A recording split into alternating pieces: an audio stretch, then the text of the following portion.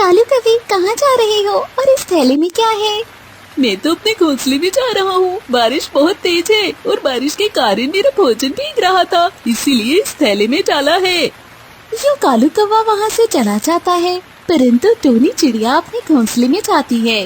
उसका घोंसला खुला होता है, परंतु अंदर जाकर देखती है तो वो घोंसला खाली था।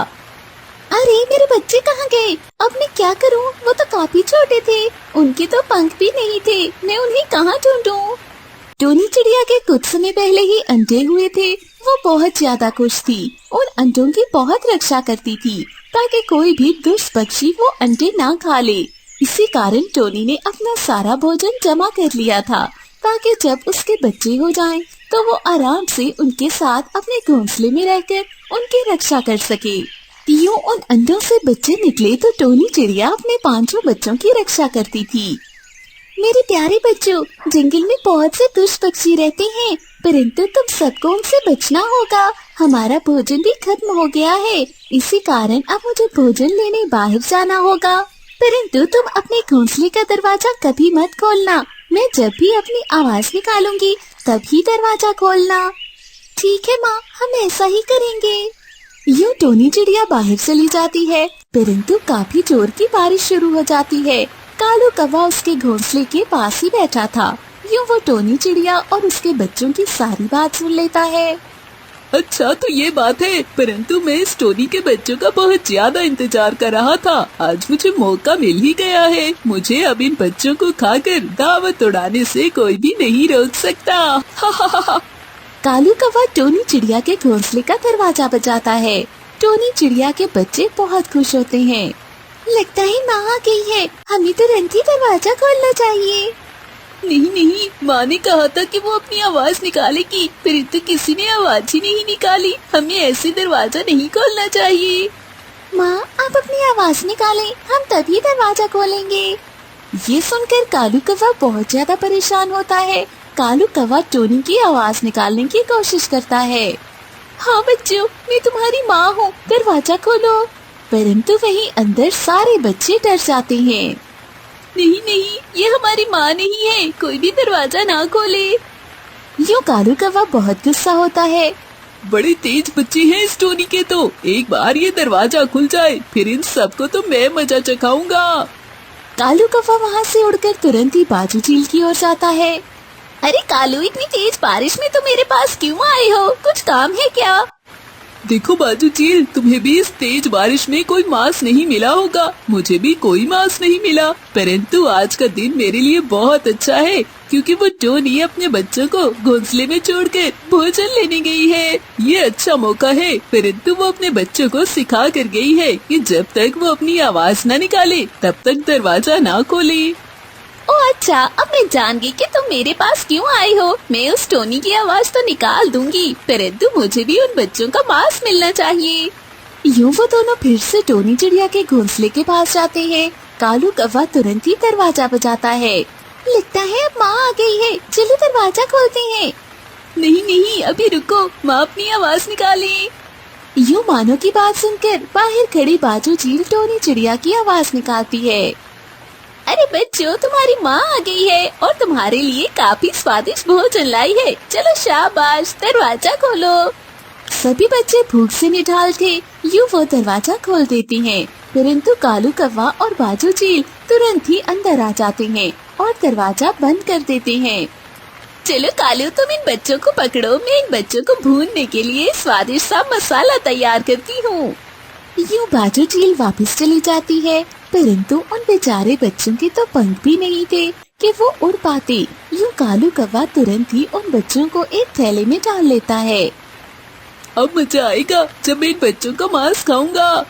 वो थैला लेकर वापस उड़ जाता है, परंतु रास्ते में उसे टोनी चिड़िया नजर आती है जो वापस अपने घोंसले में जा रही थी। अरे कालू, तुम कहाँ जा रहे हो और इस थैले में क्या है? वो भोजन, मेरे इस थैले में भोजन है क्योंकि मुझे काफी ज्यादा भूख लगी थी, परंतु बारिश के कारण भोजन गीला ना हो, इसी कारण मैंने सारा भोजन इस थैले में डाल दिया। चलो अब मैं चलता हूँ। ये कहते समय कालू कौवा वहाँ से तुरंत ही वापस चला जाता है, परंतु टोनी चिड़िया जैसे ही अपने घोंसले में जाती है तो उसका सारा घोंसला खाली होता है। बाप रे, मेरे बच्चे कहाँ गए? कहीं कालू कौवे के उस थैले में मेरे बच्चे तो नहीं थे। ये सोचकर टोनी चिड़िया तुरंत ही कालू कौवे के पास जाने लगती है। रास्ते में उसे हरियाली तोती नजर आती है। अरे ओ टोनी, इतनी तेज बारिश में कहाँ जा रही हो तुम? अरे क्या बताऊँ हरियाली बहन, मेरे बच्चों को उस कालू कौवे ने पकड़ लिया है। इससे पहले कि वो मेरे बच्चों को खा जाए, मुझे तुरंत ही उसके पास जाना होगा। अरे ये क्या कह रही हो? तुरंत ही उसके पास जाओ। पिछले साल मेरे नन्हे मिट्टू को इसी कालू कौवे ने मारा था और बाजू चील के साथ मिलकर उस दुष्ट कौवे ने मेरे मिट्टू का मांस खा लिया था। ये सुनकर वो टोनी चिड़िया तुरंत ही कालू कौवे के घोंसले में जाती है, जो एक बहुत बड़े पेड़ पर बना हुआ था। अरे इतनी तेज बारिश में कौन है बाहर? कालू कौवा दरवाजा खोलता है। कालू, मुझे तुरंत ही मेरे बच्चे वापस कर दो। प्लीज मेरी बात मान लो, मेरे बच्चों के साथ कुछ मत करो। अच्छा, तो तुम्हें पता चल गया है कि तुम्हारे बच्चे मेरे पास है, परंतु तुम्हें मैं ऐसे ही तुम्हारे बच्चे वापस नहीं दूंगा। मुझे इस तेज बारिश में भोजन ला कर दो, तभी मैं बच्चे वापस करूंगा। प्लीज मेरे बच्चों का मांस मत खाना। मेरे बच्चों को एक बीमारी लगी हुई है। अगर तुम उनका मांस खाओगे तो तुम भी बीमार पड़ जाओगे। अच्छा, आप ज्यादा भाषण मत दो और जाओ जाकर भोजन ला कर दो। ये टोनी चिड़िया वहाँ से उड़ जाती है। कालू कौवा उन बच्चों को देखता है। लगता है वो बिल्कुल ठीक कह रही है। अगर मुझे भी कोई बीमारी लग गई तो मैं मर सकता हूँ। ऐसा करता हूँ, इन सब बच्चों को मैं बाजू चील के पास ले जाता हूँ। वही इन सब का मांस खा लेगी, परंतु मुझे बदले में बाजू चील से भी कुछ लेना चाहिए। कालू कौवा यही सोचकर बाहर जाने लगता है, परंतु बारिश और भी तेज हो जाती है। अरे बारिश तो और भी तेज हो गई है। मुझे बारिश के थमने का इंतजार करना होगा, तभी बाहर निकलूंगा। वहीं दूसरी ओर टोनी चिड़िया तेज बारिश में भोजन जमा करती है। इस कौवे को ये तो कह दिया कि मेरे बच्चे बीमार हैं, परंतु वो बच्चों को दूसरे पक्षी को भी बेच सकता है। मुझे तुरंत ही भोजन जमा करना पड़ेगा। यूं टोनी एक पहाड़ की चोटी पर बैठ जाती है। वहीं एक पक्षी बारिश से भीग रहा था। टोनी चिड़िया को उस पर दया आ जाती है। अरे मेरी तो मजबूरी है, परंतु लगता है इस पक्षी का कोई घर नहीं है। मुझे इसको अपने घोंसले में पनाह देनी चाहिए। यूं टोनी चिड़िया उस पक्षी को अपने घोंसले का पता बताती है, परंतु वो पक्षी टोनी चिड़िया को काफी परेशान देखता है और उससे बारिश में बाहर रहने का कारण पूछता है। यूं टोनी चिड़िया उससे अपनी सारी समस्या बता देती है। अरे टोनी चिड़िया, ये तो बहुत गलत हुआ है, परंतु मैं तुम्हारी मदद करूंगा। मैं उस कालू कौवे को मार दूंगा, लेकिन इसके लिए तुम्हें उसे इसी पहाड़ी पर लाना होगा। ठीक है, मैं उसे यहाँ लेकर आती हूँ। ये कहते साथ टोनी चिड़िया कालू कौवे के घोंसले में चली जाती है। कालू वो थैला लेकर बाजू चील के पास जाने वाला था। अरे कालू, तुम कहाँ जा रही हो? मेरे बच्चों को लेकर। मैंने तुम्हारे लिए बहुत ज्यादा भोजन जमा किया है, परंतु वो भोजन काफी ज्यादा है, मैं अकेले नहीं ला सकती।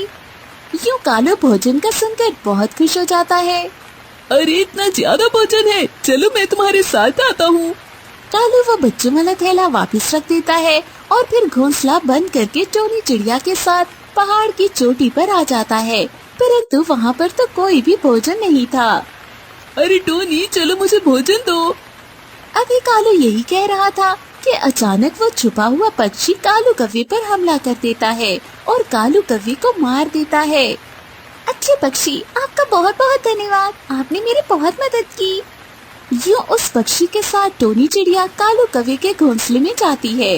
वो तुरंत ही उस थैले से अपने बच्चों को बाहर निकालती है और अपने बच्चों को बहुत प्यार करती है। यूं बच्चे भी टोनी चिड़िया को देखकर बहुत खुश होते हैं। टोनी चिड़िया अपने बच्चों को अपने घोंसले में लेकर आती है और वो पक्षी भी टोनी चिड़िया के साथ रहने लगता है। कुछ समय बाद बारिश थम जाती है। यूं वो पक्षी टोनी चिड़िया को ढेरों दुआएं देकर वहाँ से वापस चला जाता है।